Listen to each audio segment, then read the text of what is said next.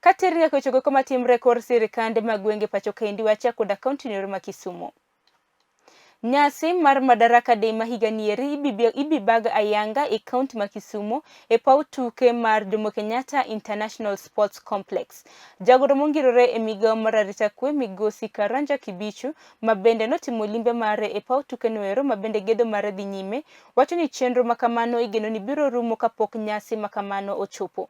Omedo wacho ni nyasi makamano ibitime yo makare ka iluwo koda chike goeko matayo midhusi mar corona e pacho kaendi. We are here as the National Celebrations Committee that is charged with the responsibility of ensuring that national days take place in a colorful and memorable manner.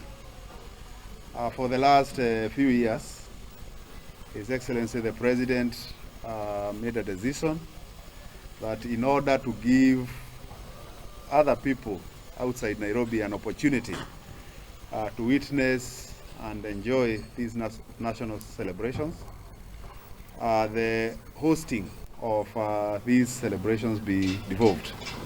And we have had these celebrations in very many other counties, and indeed the last one that was held outside Nairobi was in the neighborhood here in Kisii. And this year, Madaraka Day, we have been privileged and lucky to have proposed, and our proposal was accepted by both His Excellency the President and the hosting governor, that we hold it here in Kisumu city.